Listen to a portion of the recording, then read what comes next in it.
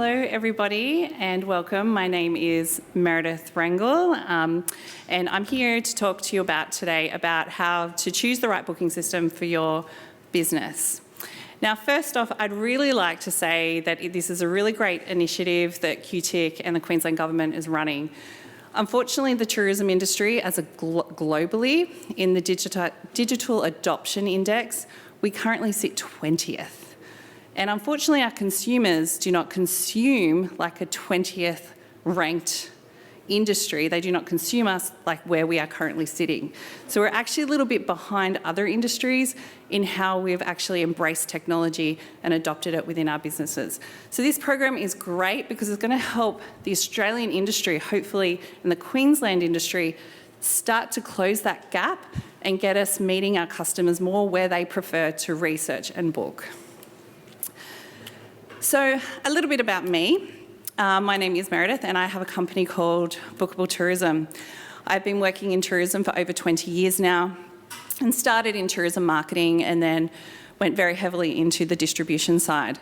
In 2015, I moved across to a booking system startup and entered into the world of travel technology.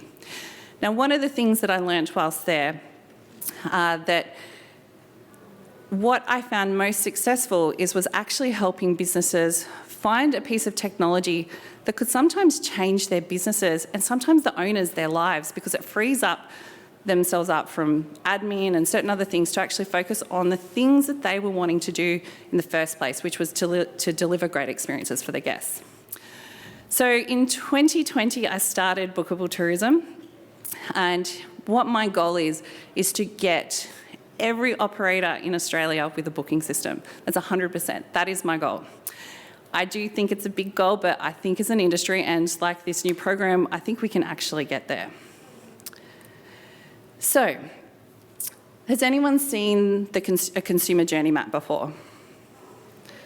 So if anyone's not familiar with a consumer journey map, what it is it's a visual representation of the experience that your customer is going to have with you and your brand and product every step of the way, from dreaming and researching to itinerary building through to booking, experiencing your product and then returning home.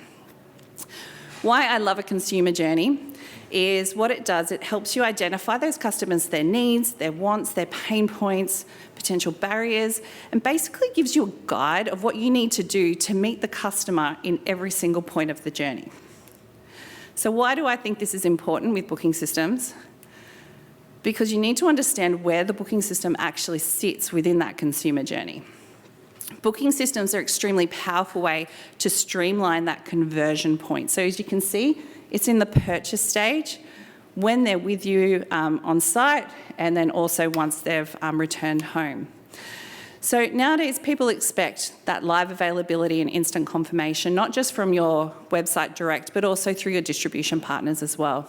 And you can do this also with your online checkouts, your channel managers, your pre-arrival comms, any notifications, reconfirmations, amendments, waivers, pre-check-ins, any validation tools that you have on arrival, and then, of course, the post-travel communication, because many of these also connect into things like TripAdvisor reviews and any of your own survey tools.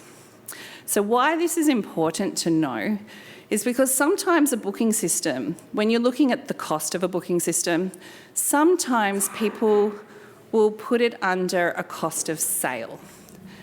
A booking system is not a cost of sale. A booking system is a cost of doing business. It is a key piece of IT infrastructure within your business. It is not here to sell your product, it is here to facilitate the booking. So a good example is like your website. Your website is selling the product. The conversion point is the checkout where they're going to actually take the booking and facilitate the booking.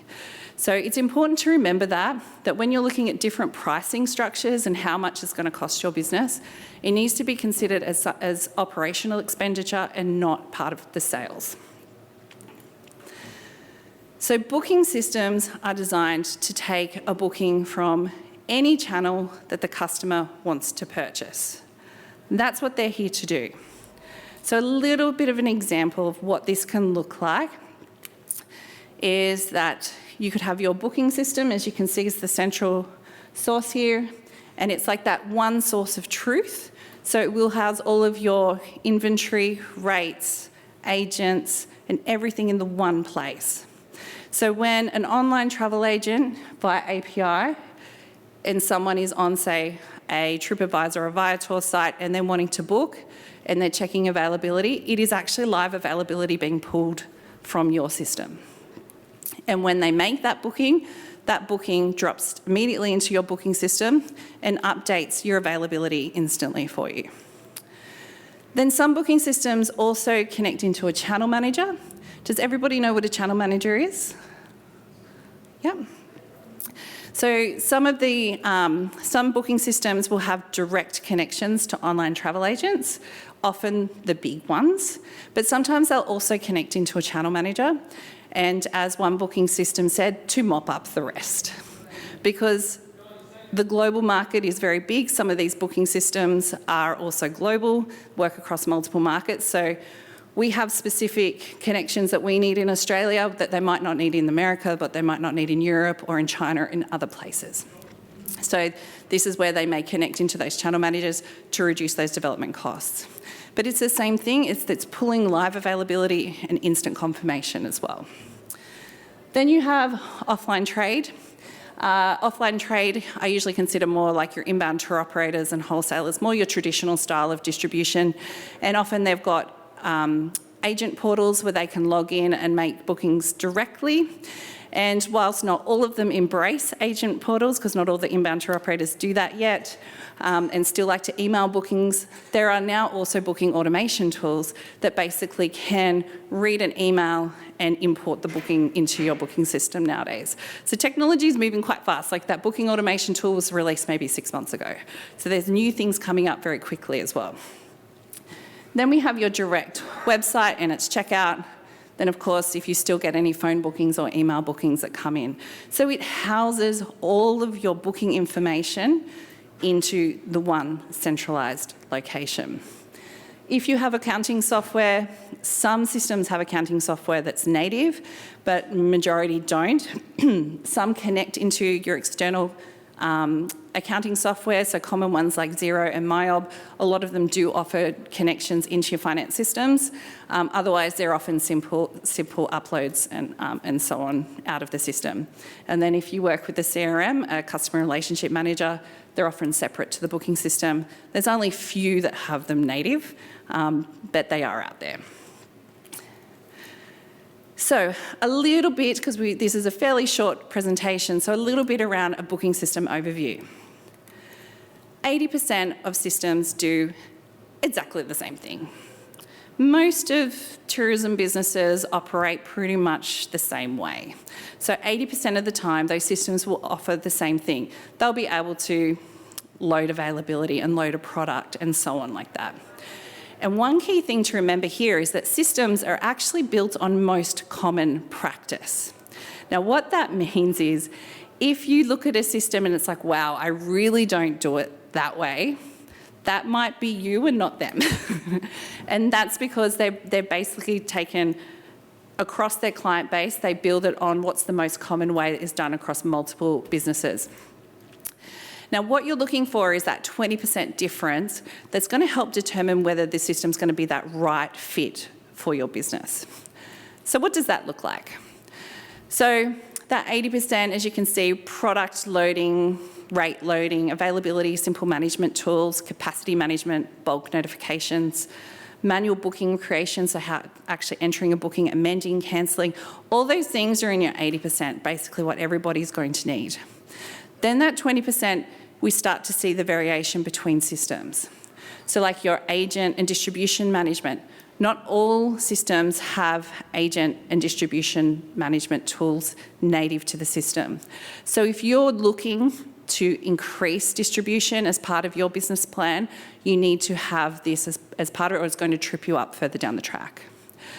Some you might need memberships, a point of sale, if you need to manage education programs, different types of channel management, and agent portals, native CRMs, dynamic pricing, and there's two types of dynamic pricing. There's one on past data, then there's also dynamic pricing that takes in external data as well. multiple payment gateway options. Are you having to use their payment gateway? Can you use your own payment gateway? Resource, staff allocation tools, and so on. So there's quite a variation in that 20% difference that you'll be looking for when you're sourcing that booking system. But then beyond the features, the three things I always look for in finding the best fit too is the intuitiveness of the system. Is it simple to pick up? If you were a product that is highly seasonal and you're having to hire staff during the peak season times, is it easy to train someone in how to use that system? Can it be done in an hour, 2 hours, and so on? Is it easy to be able to use? Is it user-friendly? Is it simple? Is it just manageable? Is it clear? I've seen companies leave booking systems because they didn't feel like it was clear. They were concerned they were going to miss a check-in. So is it user-friendly? And then we also look at the minimal gaps and workarounds. So in understanding your business needs, before you start looking at demos, you'll start to figure out what gaps there are, what the system actually can't do that you need, and what does the workarounds look like. And so you're trying to get as minimal amount as possible to determine whether it's going to be that best fit. So part of the program with QTIC, what we'll be doing is an intensive 8-week kind of coaching program. And what that does is we go through how booking systems work, common terms and jargon that you may hear as well, simple questions to ask to ensure your business is covered, things like data governance, obviously cybersecurity, all of these things are important, and they can be very confusing if you're not deep in that world. So simple questions that you can ask to make sure that they're actually going to be compliant or covered, which in thus is protecting your data as well. I provide a framework to follow, including templates, and then we do one-on-one coaching throughout the process. So I basically will call you and we'll sit there for 30 minutes every week to go through your progress, and then we'll start shortlisting booking systems for you. I work across all of the different booking systems to help find that best fit for you as well. And so it's quite easy to see during that time I can start going, okay, you look like you're a best fit for these guys or these guys, and start organising those demos for you. So, why having the right booking system is absolutely key. Firstly, there's no surprises. You don't want to be at implementation where you're installing a system and going, wow, this actually doesn't do something that is business critical. There is no surprises. You know exactly what you're purchasing. This also in turn increases your satisfaction with your booking system vendor. What you want to do is to develop a great partnership with them so you understand too what's in their pipelines, how they work, and how you can actually sometimes have input and influence into what features are coming out as well. It helps support your growth as well, but it's not just your growth, it's also your region's growth, the state's growth, Australia's growth. The way consumers are purchasing nowadays and the way that they research as well is ensure we need to have our operators online with great booking systems, because if they can't research you, that means that they don't know you're aware, and then they can't book you. So it actually helps you sell the entire region and destination you're in, because we do know, particularly if you're in attractions, tours and activities, is that in that dream stage, most people are now searching for things to do in destination, and that's actually the destination driver. It reduces churn. So what that means too is that if there are no surprises, and if you're happy with your booking system and you've got a good relationship with them, that means you're more likely to stay with them. If you're looking to leave after 12 months, for example, that means that you're having to move all of your data out, get new booking, new checkouts, and if you're working in distribution, you have to remap all of your products, and it's not actually a great experience for anybody.